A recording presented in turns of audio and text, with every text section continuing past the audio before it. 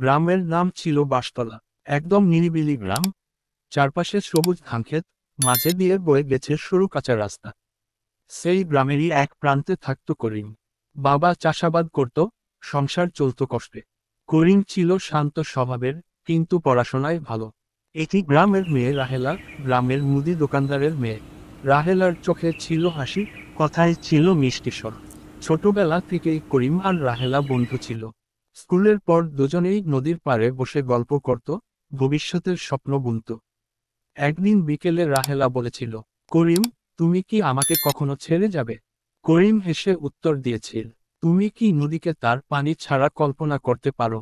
তেমনি আমি তোমাকে ছাড়া বাঁচতে পারবো না। সময়ের সাথে সাথে তাদের বন্ধুত্ব প্রেমে পরিণত হলো। কিন্তু তখনকার দিনে গরিব ছেলের সাথে মুদি দোকানদারের মেয়ের প্রেম মেনে নেওয়া কঠিন ছিল। তবুও করিম স্বপ্ন দেখত, শহরে গিয়ে চাকরি করবে, টাকা জমিয়ে রাহেলাকে বিয়ে করবে। শীতকালে করিম শহরে গেল কাজ খুঁজতে। সেখানে এক গার্মেন্টসে চাকরি পেল।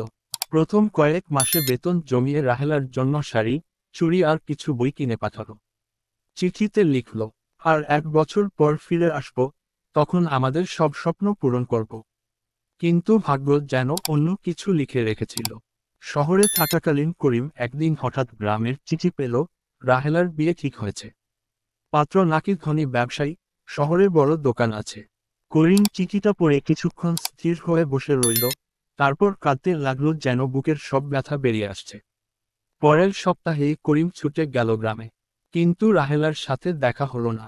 তার বাবা করিমকে স্পষ্ট জানিয়ে দিলেন, তুমি ভালো ছেলে, কিন্তু আমার মেয়ে তোমার সাথে বিয়ে করলে কষ্টে থাকবে। তাই আমি এই সিদ্ধান্ত নিয়েছি। করিম রাতভর ঘুরল নদীর পাড়ে, কিন্তু রাহেলা এল না। বিয়ের আগের দিন বিকেলে হঠাৎ করিম নদীর ধারে বসে থাকতে থাকতে দেখল, রাহেলা আসছে। মুখে ক্লান্তি, চোখে জল। তুমি কি সত্যি আমাকে ভুলে যাবে?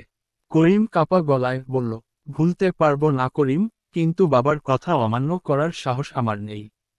তারা দুজন কিছুক্ষণ চুপচাপ নদীর দিকে তাকিয়ে রইল। বাতাসে যেন বিদায়ের গন্ধ ভেসে বেড়াচ্ছিল। শেষ মুহূর্তে রাহেলা বলল, যদি আর জন্ম হয়, আমি শুধু তোমার হব। পরদিন গ্রামের ঢাকঢোল বাজল, রাহেলার বিয়ে হয়ে গেল।